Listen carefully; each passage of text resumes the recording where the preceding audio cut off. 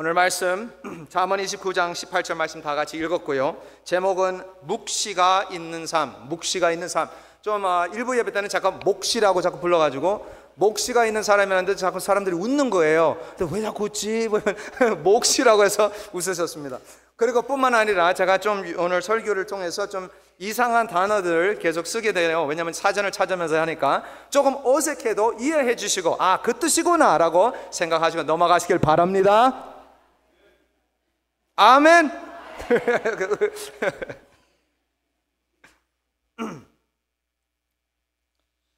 이 세상에는 두 가지의 사람이 있습니다.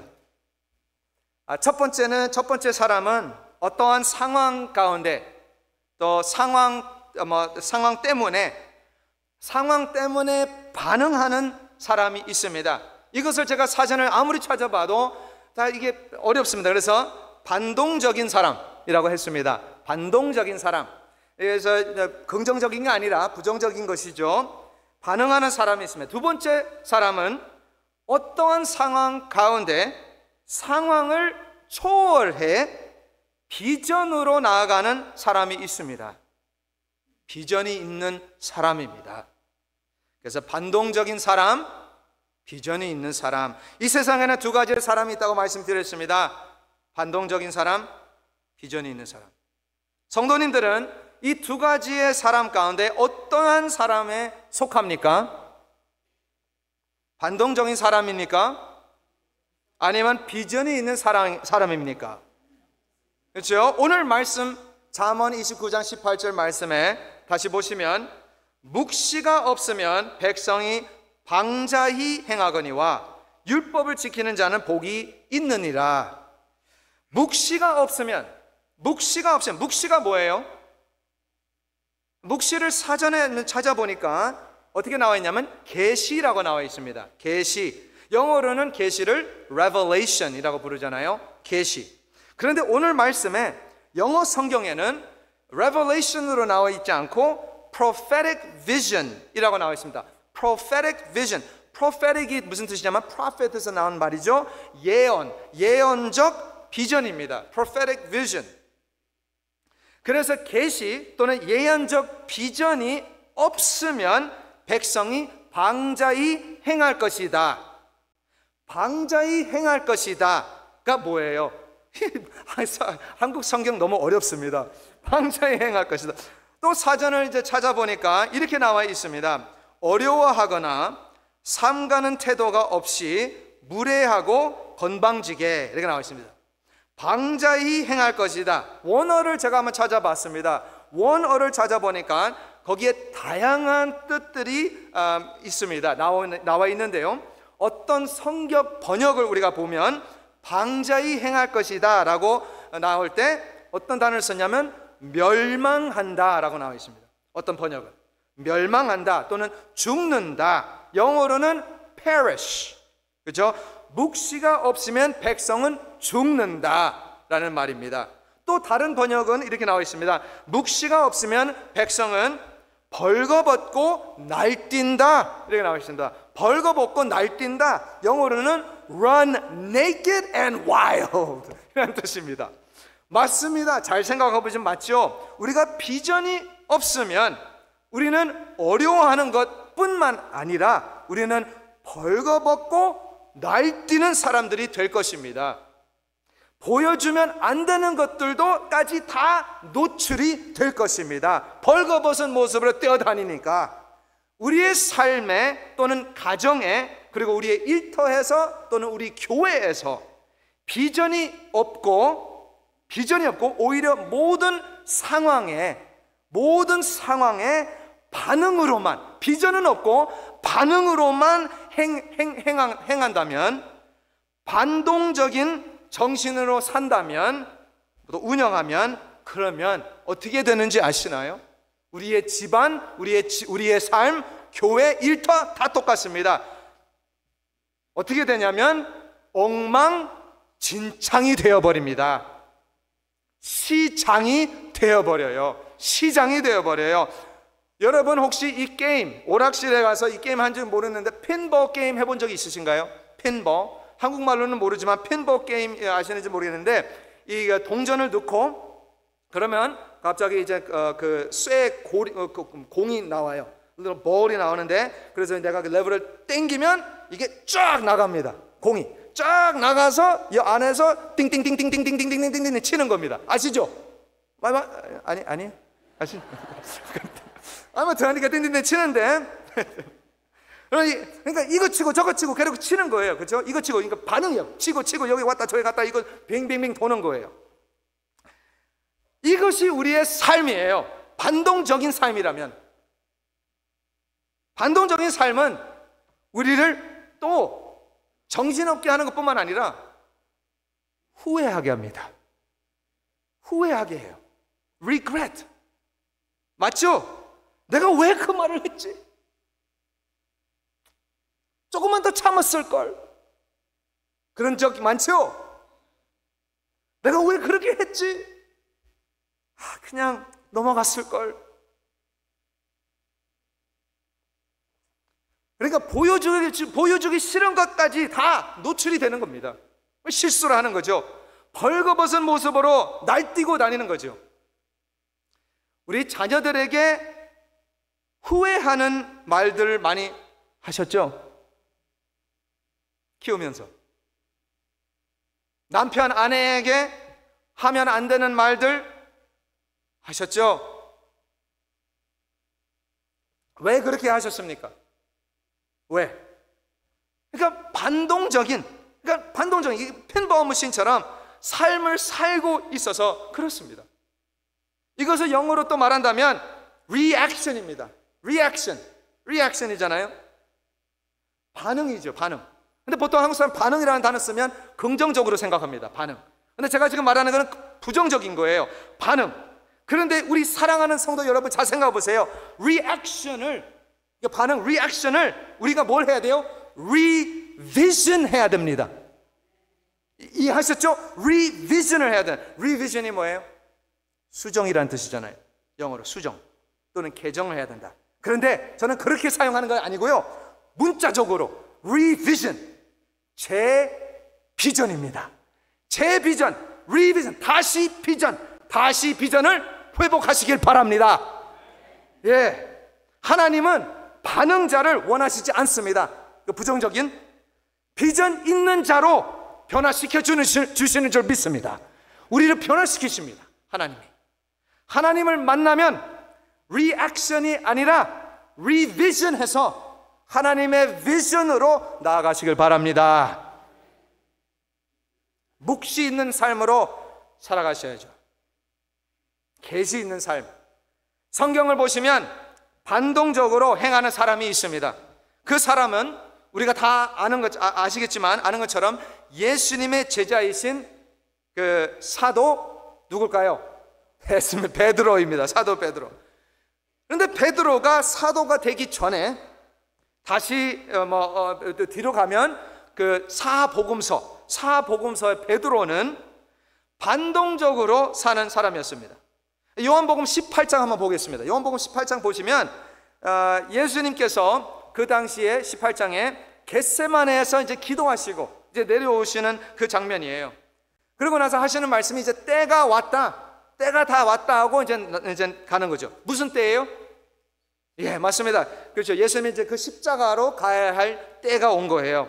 그리고 겟세마네에서 이제 나가는데 가룟 유다가 나타납니다. 아시죠? 그래서 한 몇백 명을 뒤에서 따라오면서 로마 군인들과 또 많은 유대인 종교 지도자들과 같이 이제 예수님을 배신하러 이제 또는 예수님을 팔로 이제 잡으러 온 겁니다. 바로 이때에 예수님은 이미 모든 것을 다 아시고 계시죠. 하나님이시니까. 근데 질문을 하십니다. 너희가 누구를 찾느냐라고 해요. 너희가 누구를 찾느냐? 그러니까 대답합니다. 나사렛 예수를 찾는다. 예수님께서 말씀하십니다. 거기서 내가 그니라. 그래요. 내가 그니라. 영어로는 I am he. 그러니까 성경 기억하세요? 말씀에 어떻게 나와요? 그러니까 갑자기 어떻게 됐어요? 그들이 물러가서 땅에 엎드러지는지라 이렇게 나와 있습니다. 땅에 엎드러지는지라. 다시 말하면 다 쓰러졌다는 말씀이죠. 다 쓰러졌어요. 예수님께서 내가 그니라 라고 하셨을 때 다 넘어졌습니다. 내가 그니라가 뭐예요? 맞습니다. 내가 그니라라는 말은 하나님의 이름이잖아요. I am He. I am He라고 했을 때 나는 스스로 있는 자다라는 말씀이에요. 우리 예수님은 하나님이신 줄 믿습니다. 그렇죠? 할렐루야. 지금 하나님의 팔로 유다가 지금 오는 거예요. 배신하러 가는 거예요. 그래서 예수님은 끈으로 묶으려고 했을 때 옆에 있는 제자들은 어떻게 했을까요? 어떤 느낌이 났을까요? 얼마나 황당해요. 자기 지도자가, 리더가 지금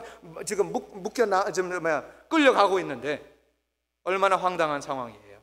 그러니까 갑자기 성경이 말씀하는데 시몬 베드로가 칼을 가졌는데 그것을 빼어 대제사장의 종의 길을 어떻게 했어요? 잘라버렸어요. 그 종의 길을 잘랐어요. 시몬 베드로는 참 제가 볼 때는 의리가 있는 남자예요.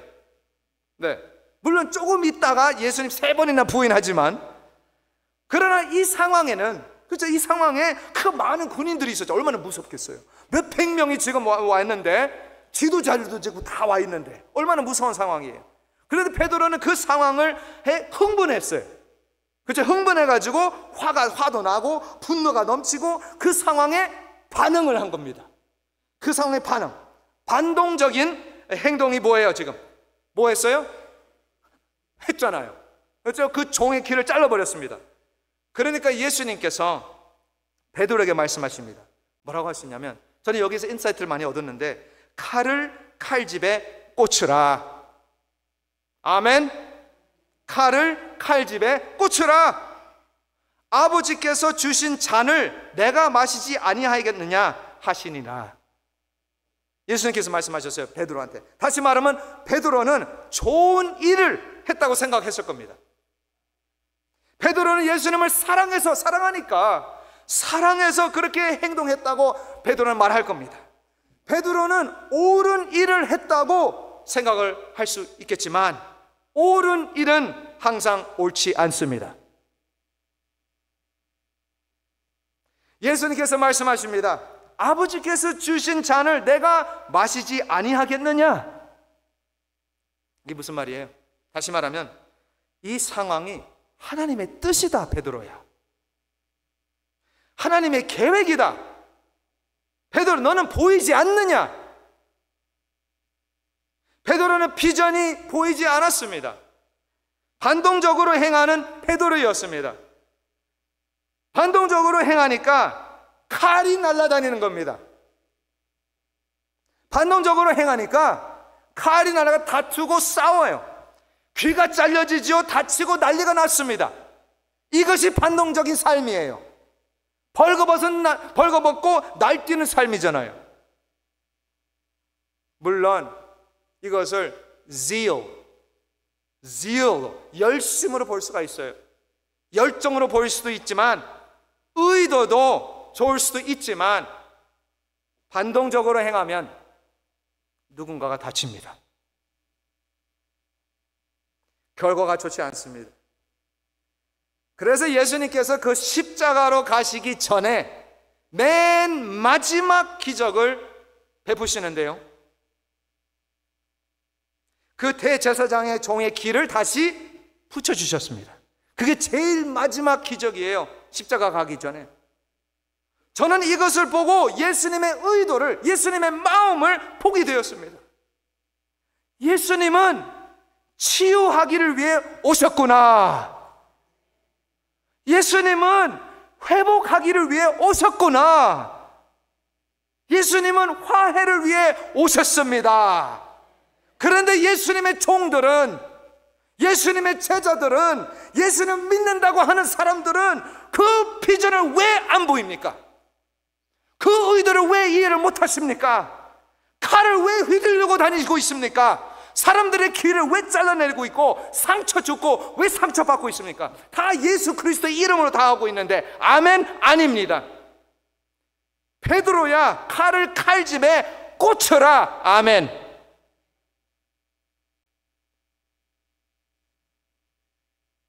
이것이 아멘입니다. 칼을 칼집에 꽂혀라. 휘둘려고 다니지 말아라. 이것이 복음서의 베드로입니다. 이것이 반동적인 베드로예요. 그런데 이제 반대를 한번 말하겠습니다. 사도행전의 베드로 한번 보겠습니다. 이 사도행전의 베드로는 성령 충만한 베드로예요. 사도행전 2장 후, 오순절 후에 베드로입니다. 사도행전 10장에 한번 가보세요. 10장에 가보시면 다 아시는 내용입니다. 사도 베드로와 다른 사도들이 이제 다 여행하는 중입니다. 한 도시에 이제 도착했는데 베드로는 그 도시에서 뭘 했어요? 기도하려고 지붕에 올라갔습니다. 말씀에 나와요. 그리고 그때가 제6시였습니다. 또는 오늘날 우리의 시간으로는 12시 점심시간이었어요. 점심시간이었습니다. 그러니까 성경이 말합니다. 베드로가 시장하여, 배가 고파 시장하여 먹고자 하매 사람들이 준비할 때에 황홀한 중에 라고 나와 있는데요, 황홀한 중에를 영어 성경에는 이렇게 나와 있습니다. trance 이라고 번역했는데 환상이겠죠. 황홀한 중에, 다시 말하면 환상이 보였는데 더 정확히 말한다면 하나님이 이제 베드로에게 비전을 보여주는 거잖아요. 비전을 보여주는 겁니다. 그런데 베드로는 시장에서 배가 너무 고파서 환상이 보인다고 생각했을 겁니다. 제가 수요일 날에 설교했던 거 기억하시죠? 그래서 너무너무 배고파가지고 보이는 것이 음식밖에 안 보이잖아요. 똑같은 거예요. 환상이 보이는 거예요. 아마 내가 배가 고파서 그런가? 그리고 이것을 봤습니다. 제가 성경 말씀 그대로 읽어드리겠습니다. 하늘이 열리며 한 그릇이 내려오는 것을 보니 큰 보자기 같고 내 귀를 메어 땅에 들이웠더라. 그 안에는 땅에 있는 각종 네 발 가진 짐승과 기는 것과 공중에 나는 것들이 있더라. 거기에 또 소리가 있으되, 이렇게 나왔고, 베드로야, 하나님 말씀하시는 거죠. 베드로야, 일어나 잡아 먹어라 하거늘. 잡아 먹어라 하거늘. 베드로가 이르되 주여 그럴 수 없나이다. 속되고 깨끗하지 아니한 것을 내가 결코 먹지 아니하였나이다. 맞습니다. 사실 맞아요. 베드로는 하나님의 율법을, 특히 또 음식법들은 그때까지, 예수님 만나고 나서도 그때까지 완벽하게 지켜왔어요. 베드로는 이 레위기 11장, 우리가 다 공부했잖아요. 레위기 11장에 나오는 모든 그 부정한 동물들은 베드로는 절대로 안 먹었습니다. 유대인들은 안 먹죠. 그런데요, 옳은 것이 항상 옳지 않습니다. 그렇죠? 하나님께서 잡아 먹어라 라고 하셨을 때 베드로가 뭐라고 대답했죠? 주여 그럴 수 없나이다 라고 했어요. 그럴 수 있나요? 주님한테? 아니, 어떻게 전능하신 하나님한테 주여라고 부르고 나서 그리고 그럴 수 없나이다 라고 할 수 있나요? 이것은 모순입니다. 사실 모순, 컨트라딕션이에요. 하나님이 하라고 하면 하는 겁니다. 점. 하나님 못합니다? 하나님 하기 싫습니다? 말이 되나요 그게?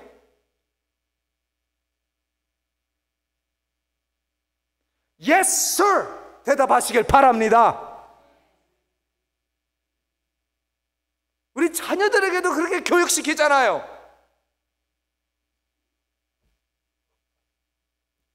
아멘으로 순종하시길 바랍니다. 하나님께서 3번이나 베드로에게 말씀하셨습니다. 그런데 베드로는 이 비전을 갖고 이제 고민을 하는 거죠. 성경이 말합니다. 베드로가 그 환상에 대하여 생각할 때에 성령께서 그에게 말씀하시되 두 사람이 너를 찾으니 일어나 내려가 의심하지 말고 함께 가라. 내가 그들을 보내었느니라. 다시 말하면 베드로야, 이 비전은 나 하나님이 주는 비전이다. 확신을 위해, 컨퍼메이션을 위해 두 사람을 내가 너 보내주겠다라는 말씀입니다. 저는 이 사도행전의 베드로를 보면서 베드로가 많이 변했구나, 라는 생각을 많이 하게 됐습니다. 복음서의 베드로는 반동적인 베드로였지만, 그런데 사도행전의 베드로는 비전이 있는 베드로입니다. 완전 다르죠. 더 이상 자기 감정대로 하지 않습니다. 자기 생각대로, 자기 방법대로 하지 않아요. 우리가 첫 번째 볼 수 있는 것은 이 말씀에 베드로는 하나님께 기도하는 사람이었습니다. 하나님께 기도했어요. 사도행전 10장 9절 말씀에 나오는데 베드로가 기도하려고 지붕에 올라가니라 라고 나와 있어요. 우리가 반동에서 비전으로 나아가려면 기도하셔야 됩니다. 기도하셔야 돼요. 베드로처럼 아무도 없는 곳에 가셔서 하나님과의 1:1 quiet place, 조용한 곳에서 quiet time, 하나님과의 밀접한 관계를 가지시길 바랍니다. 다니엘도 그렇게 했잖아요. 하박국 선지자도 그렇게 했습니다. 하박국의 2장 1절 말씀에 가보시면 내가 내 파수하는 곳에 서며 성루에 서리라. 그가 내게 무엇이라 말씀하실는지 기다리고 바라보며 나의 질문에 대하여 어떻게 대답하실는지 보리라. 사실 예수님도 그렇게 살았습니다. 사실 아침 새벽에 산에 올라가셔서 아버지와 함께 1:1 그 관계를, 그 시간을 가지셨습니다. 하나님의 비전을, 그 하루의 비전을 받으시고 하루를 시작했습니다. 우리 예수님도 그렇게 하셨는데, 그렇다면 우리도 당연히 그렇게 해야 하는 줄 믿습니다. 해야 합니다. 우리가 하나님의 비전으로 산다면 하나님하고 조용한 시간을 가지시기 바랍니다. 비전의 준비입니다. 비전의 준비는 기도입니다. 우리가 하나님 앞에 조용한 곳에서 기도하면 하나님이 우리에게 조명해 주십니다. 조명해 주십니다. 빛을 비춰주신다는 말씀인데, 하나님께서 베드로에게 그 큰 보자기를 보여주신 것처럼 우리에게도 그 비전을 보여주실 줄 믿습니다. 그리고 그 비전을 갖고 베드로가 한 것처럼 하나님하고 대화를 나눴습니다. 논쟁을 한 거죠. 의심도 하죠. 우리가 하나님께 기도하면 하나님께서 비전을 보여주시고, 그리고 그 비전을 갖고 우리가 토론을 하고 나서, 기도하고 나서 하나님께서 확신을 주십니다. 확인할 수 있는 확신을 주시는데, 베드로에게 두 사람을 보내주신 것처럼 하나님께서 우리의 비전을 위해 확신, confirmation을 주실 줄 믿습니다. 주십니다. 우리가 지금부터 반동적인 삶을 살지 않고 이제는 하나님의 비전으로 산다면 기도하셔야 됩니다. 그러면 하나님의 비전을 보여주실 것이고, 그리고 그 비전을 위해 확신도 주십니다. 기도하고 비전 받고 확신을 받는 것인데요, 여기에 전체적인, 기도하고 비전 받고 확신을 받는 것에 전체적인 전제가 있습니다. 전제, presupposition. 이 전체적인 전제는 하나님의 말씀입니다. 하나님의 말씀. 오늘 9절 말씀 다시 한번 보겠습니다. 묵시가 없으면 백성이 방자에 행하거니와 율법을 지키는 자는 복이 있느니라. 이 율법을 지키는 자는 다른 말로 한다면 하나님의 말씀을 지키는 자입니다. 하나님의 말씀을 지키는 자가 뭐가 있어요? 복이 있나니, 복이 있습니다. 이 세상이 많이 변해도요, 이 세상이 아무리 변해도 우리는 그것에 반응하면 안 됩니다. 이 세상이 아무리 변해도 우리는 거기에서 반응하는 거 아니에요. 사람들 생각은요, 세상이 이렇게 많이 변했는데 교회는 왜 이렇게 변하지 않는가? 교회도 변해야 되지 않나? 라고 생각하는 사람도 있습니다. 그러나 아닙니다. 다른 것은 다 변해도 풀은 마르고 꽃은 시드나 우리 하나님의 말씀은 영원히 서리로다. 변하지 않습니다. 어떻게 보면 우리는 비전을 위한 비전이 있습니다. 무슨 말입니까? 우리는 하나님의 말씀을 지키고 하나님께 기도하면 하나님께서 비전을 이제 보여주시고 나서 그 비전을 위해 확신도 주시는데, 그 비전이 하나님의 말씀을 지키는 것입니다. 비전을 위한 비전을 주셨습니다. 왜요? 왜냐하면 하나님의 말씀을 지키는 자는, 아멘, 한 2사람만 복 받을 겁니다.